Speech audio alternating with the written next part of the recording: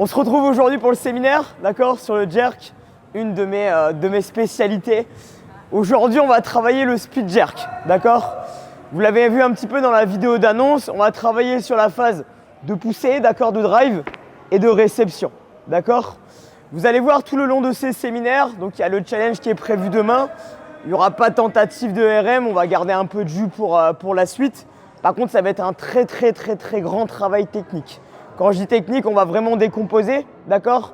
On va travailler vraiment sur la réception au niveau des pieds et également, moi, ce que j'appelle le focus des bras. Je vous dis souvent en haltéro, quand on travaille un petit peu ensemble les lundis et les mercredis, je vous dis toujours de relâcher un petit peu les bras, de les laisser un petit peu tranquilles. Sur le jerk, on va être un petit peu complètement différent. Le focus des bras va être hyper important sur le jerk. Vous allez voir, souvent quand on fait un speed jerk, on se retrouve très limité. Souvent on se retrouve ici en bras fléchis, on a du mal à finir.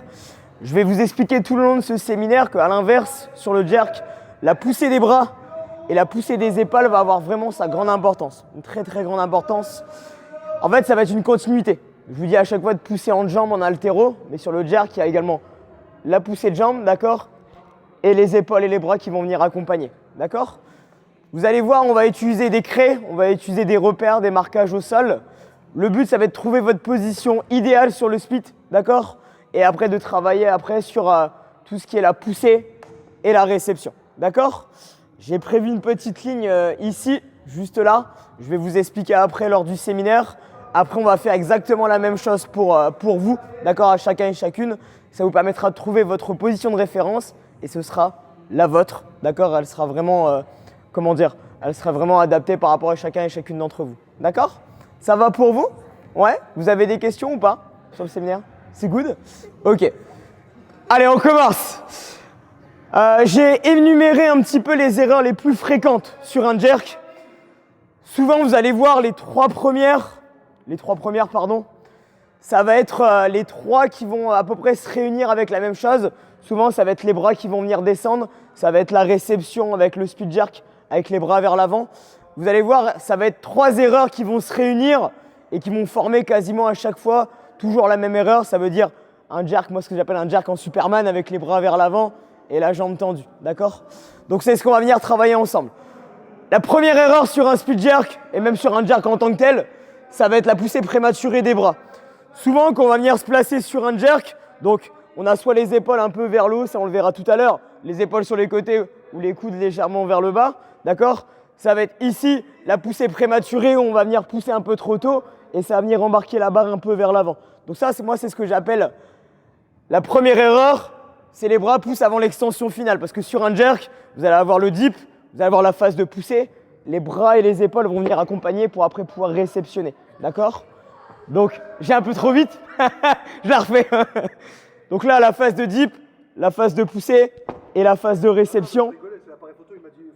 Non, ah merde, ok. Donc c'est la barre qui dévie et c'est en effet une perte de verticalité. À chaque fois que je vous embête un petit peu toujours avec ça, c'est de laisser toujours le buste bien droit et éviter d'aller chercher complètement vers l'avant. Donc ça, c'est la première erreur. La deuxième, c'est les coudes qui descendent au dip et au drive. Je vous ai dit, ça va toujours à peu près, les trois erreurs vont venir se réunir en une seule. C'est une difficulté de transmettre avec les forces. Donc c'est jambes-bras. Tout à l'heure, on va le voir ensemble lors du séminaire. Je vais toujours vous dire de transférer la force que vous avez dans les jambes pour après plus le focus dans le haut du corps. D'accord? C'est pour ça que c'est important, même quand vous travaillez au CrossFit, de travailler sur le hollow et le arch. C'est ce qui va vous permettre de transférer. Tout ce qui est au niveau du travail de la sangle abdominale, c'est ce qui va vous permettre de transférer le bas du corps et le haut du corps. Donc ça, c'est la deuxième erreur et en effet, on en revient encore. C'est la barre qui dévie vers l'avant. Troisième, c'est le manque de vitesse dans l'action des bras et épaules. Quand je dis l'action de bras et épaules, lorsque vous venez faire votre dip ici, vous allez avoir une poussée qui va être dynamique. Ce que je dis, la manque de vitesse, ça va être ça. D'accord? Ça va être entre guillemets une hésitation sur la phase de réception. A l'inverse, ce qu'on va venir travailler ensemble, c'est de venir donner une continuité dans la phase d'appel et la phase de réception. D'accord? Ça, c'est la troisième erreur. C'est une poussée des bras trop lente et la barre qui redescend sur les épaules. On en revient toujours à tout à l'heure, la barre qui part vers l'avant. Ensuite, c'est la quatrième. Ça, c'est souvent un manque de mobilité, en général. C'est-à-dire que 95% du temps, la trajectoire en arc de cercle, c'est une personne qui va venir avoir un dip quasiment parfait, qui va avoir quasiment une poussée de jambes et des bras quasiment parfaites. Par contre, elle va avoir du mal à venir réceptionner derrière les oreilles. Ça, c'est une trajectoire en arc de cercle, donc c'est la barre qui part d'abord devant et après revient derrière. D'accord? Donc ça, c'est plus de la mobilité, ça on va le voir ensemble juste après. Généralement, c'est 90% c'est ça, c'est de la manque de mobilité. Mais lorsque la technique est bonne, la mobilité est présente, c'est pas quelque chose qu'on va venir retrouver. D'accord? Donc souvent, c'est les 3 premières. Et après, c'est le placement des pieds.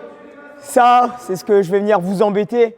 Phase de dip, phase de réception, le placement des pieds où on va venir avoir le pied qui va d'abord poser en pointe de pied, après en talon. D'accord? Donc ça, on va le travailler également tout à l'heure avec du toe jerk. D'accord? Et le placement des pieds sur la phase au niveau du départ. Plus serré, plus écarté, les pointes de pied vers les extérieurs, les pointes de pied rentrées. Est-ce que je rentre la pointe de pied à l'intérieur? Ça sera un grand débat tout à l'heure ensemble. Pointe de pied vers l'intérieur. Est-ce qu'à l'inverse, je vais venir par contre écarter un petit peu pour donner un peu plus de position en réception. Voilà, c'est ce qu'on va venir travailler ensemble. D'accord? Ça va pour vous? Impeccable. Morgan, t'es à combien là? Donc ça, c'est ce qu'on va venir travailler ensemble. Voilà, ça va être sur une grande phase technique sur ce séminaire-là. Pas vraiment de montée en charge, on va en faire quand même une, parce qu'il va falloir avoir des sensations après avec les barres. Mais au départ, ça va être vraiment travail technique et travail de sensation. Ok? Ça va pour vous? Comme à chaque fois, je vous place à 2 par barre. J'essaie de faire à peu près par rapport aux hauteurs de barre ou par rapport au maxi, d'accord? Alors, on va commencer. Allez, on bascule, les doigts vers les genoux.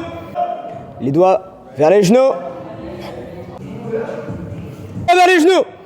Vous allez voir ce qui va être super important, surtout sur le jerk, c'est 3 choses. Les poignets, on est en train de le faire maintenant.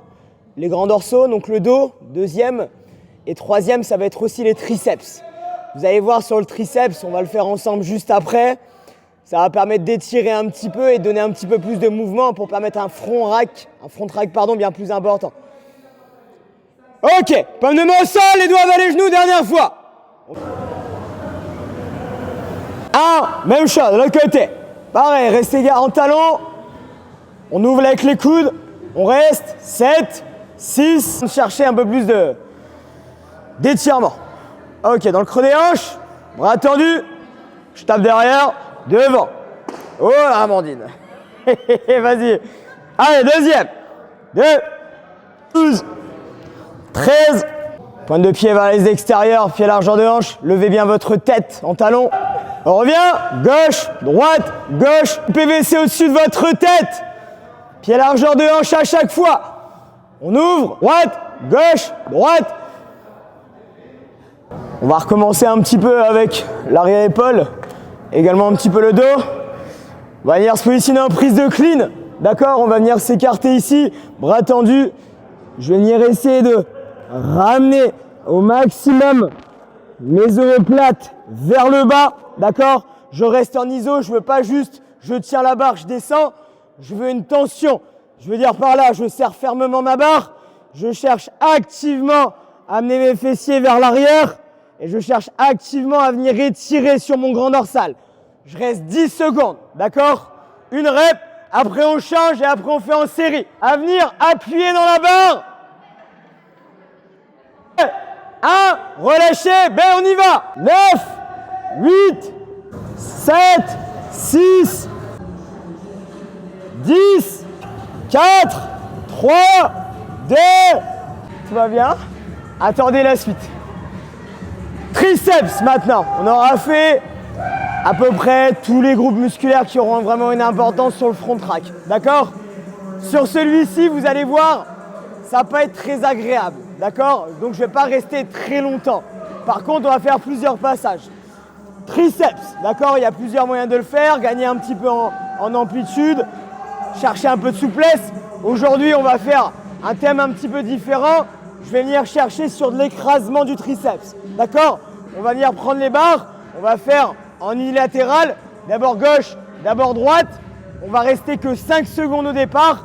Ça permettra d'avoir quand même pas mal d'intensité. Parce que plus je vais rester longtemps, plus vraiment ça va créer un petit peu de douleur. Mais ça va être vraiment hyper important de le faire. Ok? On va commencer par un côté, gauche ou droit. D'accord? Je ne veux pas juste positionner le triceps. je cherche comme tout à l'heure à venir activer comme si je voulais m'abaisser au niveau de la barre, d'accord? Il faut que mon coude aille un maximum vers le haut.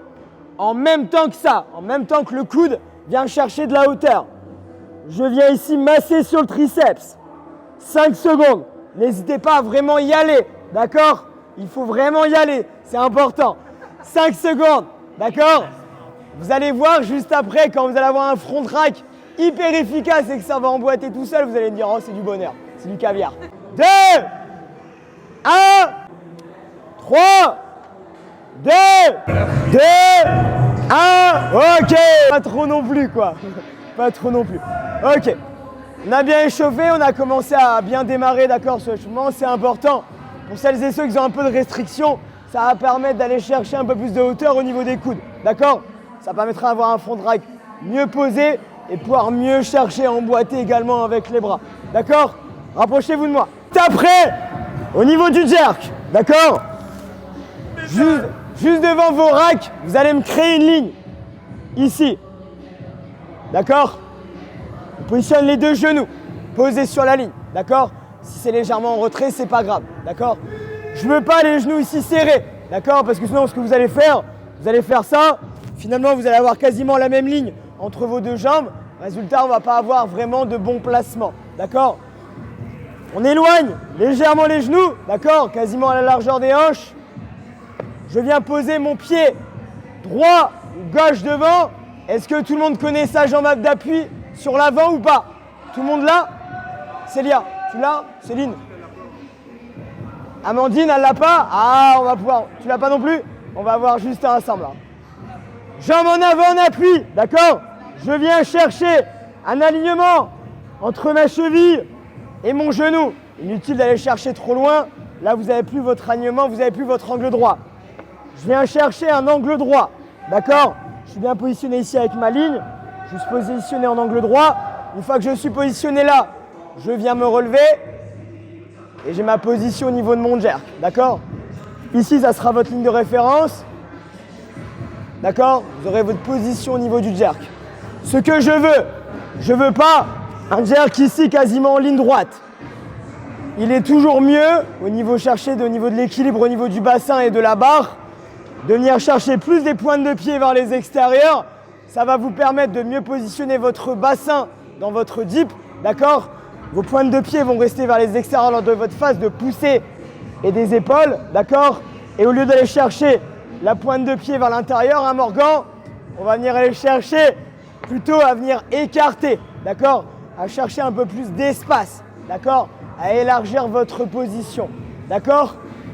Ici, ça va être important au niveau de votre placement, au niveau du pied, d'accord? Ça, c'est votre écartement standard. Une fois qu'on va avoir votre écartement standard, on va venir chercher plus de largeur pour vous permettre d'être mieux placé, d'accord? Est-ce que ça va pour vous? Oui? Tout le monde, on va venir se placer sur les genoux, d'accord? A et B devant votre rack.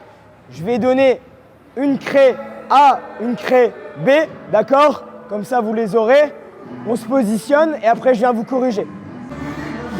Tu viens aligner. Ok, on est bon.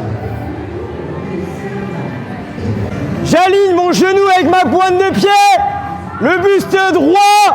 Je resserre la poitrine. Je viens me positionner sur la pointe de pied, sur le pied arrière, et je redresse. Bien, bouge. Bien, ça les abdos.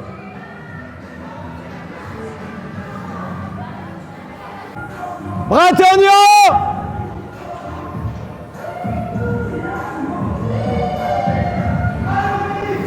On remonte un peu, pas beaucoup. Je ramène, jambe avant, jambe arrière. Votre ligne, d'accord? Je vais venir positionner mes orteils au niveau de la ligne. Objectif, je viens poser ma barre sur mes claves. D'accord? On va venir travailler ici. Quand vous allez avoir votre pied sur votre position au niveau des coudes. D'accord? Est-ce que je vais venir positionner les coudes en haut, les coudes vers le bas, main fermée, main ouverte. On va venir travailler sur le positionnement. Juste après, on va venir travailler juste avant sur le haussement des épaules, d'accord? Et après, on va venir assembler l'ensemble pour après aller sur du tall jerk. Une fois sur le tall jerk, on viendra juste après sur un jerk en complet, d'accord? L'objectif, le décomposer, venir retirer un maximum de défauts dès le départ. Comme ça, après, on va aller chercher un jerk. À hauteur des épaules de la personne la plus petite. Comme ça, on règle la hauteur. Bien vous replacer. Pied largeur des hanches. Pointe de pied sur les extérieurs. Donc là, je viens ouvrir la poitrine, le buste haut. Les coudes en hauteur légèrement sur les extérieurs. C'est bien, écarte un petit peu tes pieds. Pas beaucoup. Rapproche-toi au niveau de la ligne. Impeccable. La tête haute, le buste vers le haut.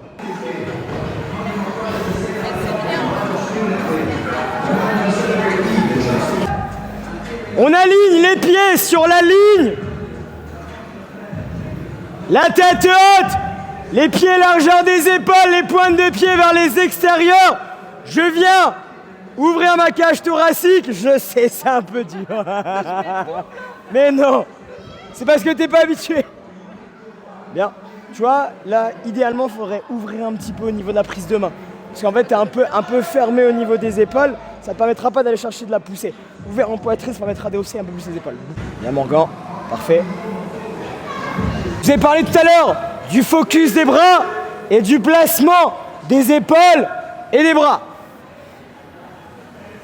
En front squat, d'accord, ouvert en poitrine, je viens d'abord faire mon dip et hausser les épaules. D'accord, regardez bien, le haussement de mes épaules est une continuité de ma poussée de jambes. D'accord? Je viens hausser les épaules. D'abord en jambes, hausser les épaules. Ce que je ne veux pas voir, c'est ça. Regardez bien mon placement de coude. Je reste placé. Et je donne de la hauteur. Différence. D'accord? Verticalité. La barre doit être juste devant, au niveau de votre bouche, au niveau du nez. D'accord? Est-ce qu'on est bon? Je viens hausser les épaules dans la hauteur. 3, 2, 1, appel, épaule. Deuxième, au niveau de la bouche ou des yeux, du nez. Appel, épaule en haut. Juste épaule.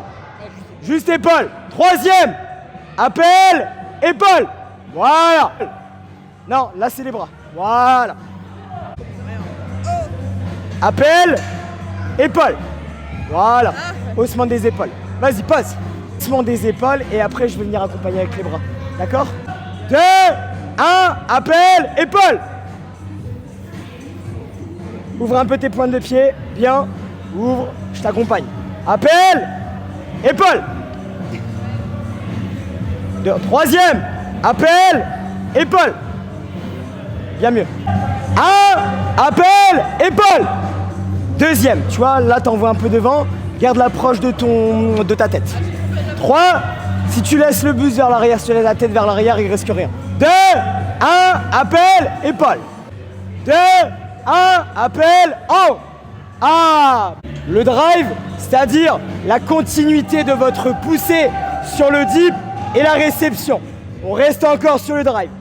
Ce que je veux, et souvent ce qu'on fait majoritairement sur un jerk, c'est ça.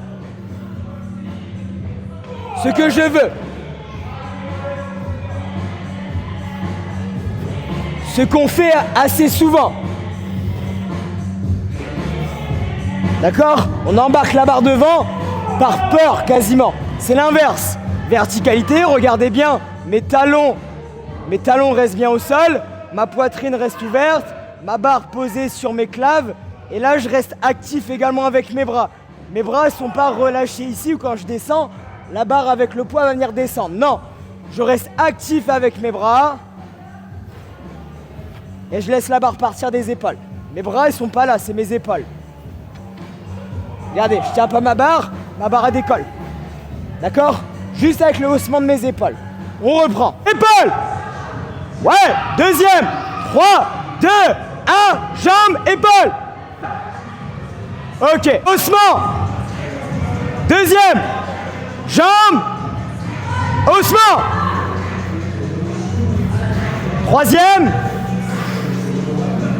Jambes, haussement. Après l'emboîtement, peu importe la réception, on essaye de verrouiller le placement avec les bras en haut. et en réception de jerk. Moi, je passe, je corrige, je vous montre. On vient se placer, on pense au pied Ouda. Attention à bien avoir la largeur des épaules, les pointes de pied sur les extérieurs. Là, on recommence. Appel, drive, temps d'arrêt, 1, 2, 3, on décale. D'accord? Deuxième, 3, 2, 1, appel, épaule, drive. D'accord? On décompose, on en fait 3 ensemble.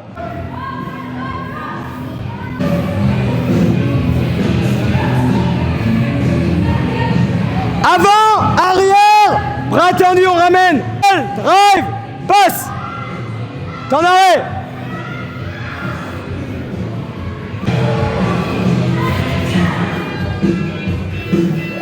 Bien, pas mal. Avant, arrière, troisième, 3, 4, 3, 2, 1, appel, drive, passe. Passe. Bouge pas. Amène un peu ton pied avant. Encore.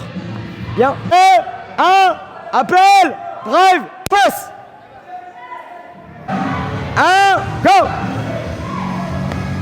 Ok. Et 1, appel, drive, passe. Un peu plus. Bien. Tête haute. Bras. Avant, arrière. Posez. 2, 1, appel, drive, passe. C'était bien, c'était bien. Ouais. Avant, arrière. Deuxième. 3, 2, 1, appel, drive, passe. Il y a un prix, d'accord? Maintenant, l'assemblage va permettre de pouvoir avoir une trajectoire beaucoup plus rectiligne et en verticalité, d'accord? On va faire exactement la même chose. Ce que je vais vouloir, un contrôle sur le dip. 1, 2, 3, haussement des épaules et je passe. Ça veut dire que je ne veux plus le temps d'arrêt, d'accord? Mais je veux quand même la décomposition. Je veux pas un jerk. Non, je veux la décomposition. Ouvert, les coudes, placement, actif, appel, drive et je passe. D'accord? J'enlève le temps d'arrêt. Mais je garde quand même le focus un petit peu toe jerk. La suite, on enlève tout et après on assemble sur un split. D'accord? Patte. Bouge pas, bien. Avant, arrière, plus un boîte.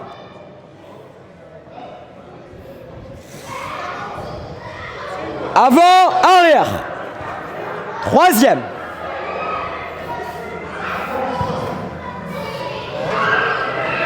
Appel, hauteur, passe. T'inquiète. Ok. Pouce épaule en boîte. Plus bien ouvert. Les bras actifs dans la hauteur. Appel, pouce épaule en boîte. Appel en boîte. Avant, go. Voilà, on transfère l'énergie. On la reprend. Voilà, beaucoup mieux. Avant, arrière. Phase, on va venir rassembler un petit peu plus, d'accord? Je veux toujours un contrôle sur le dip. Par contre, je veux une poussée un peu plus dynamique sur la phase d'extension finale, d'accord? On va venir travailler justement sur le point numéro 3 et le numéro 4, d'accord? Ça reste un split jerk. Point numéro 3, la vitesse d'exécution avec les bras. Et numéro 4, la trajectoire d'emboîtement, d'accord? Je veux impérativement 3 secondes de temps d'arrêt en réception. Et quand je dis 3 secondes de temps d'arrêt, je veux 3 secondes de temps d'arrêt sans bouger un poil.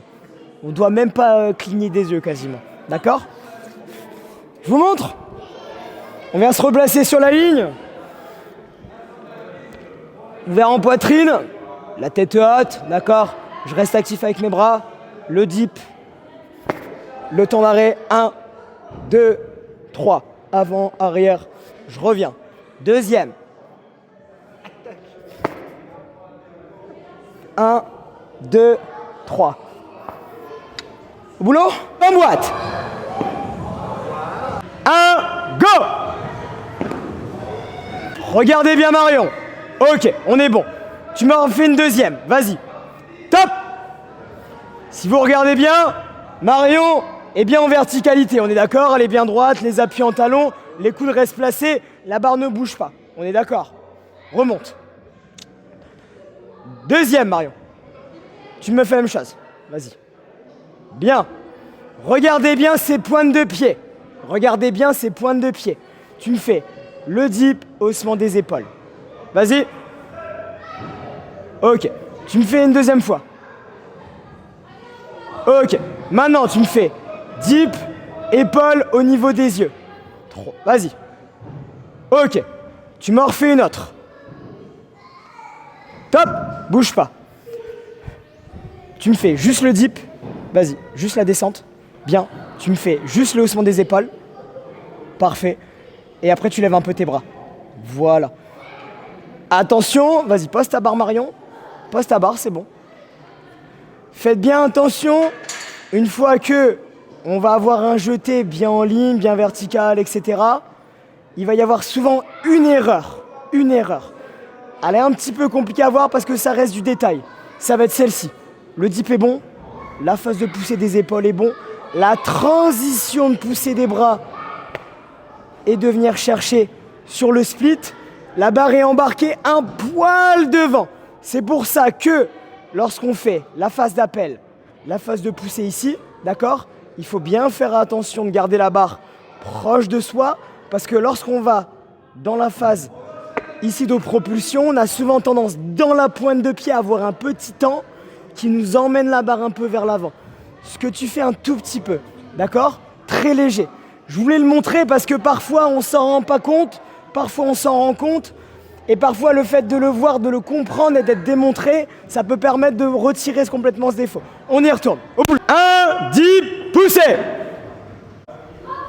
Un dip, appel un peu plus bas, d'accord? Okay. Et après pousser fort vers le haut. Okay. 3, 2, 1, go! 1, 2, 3, avant, arrière. Avant, arrière. Go! 1, appel, en boîte. 1, go! Oui. De pied que de rester dans tes talons, d'accord? Reste davantage dans ton talon, même lors de la phase de poussée. Monte moins vite en pointe de pied. 4, 3, 2, 1, go! Dip, poussez en boîte. 1, go!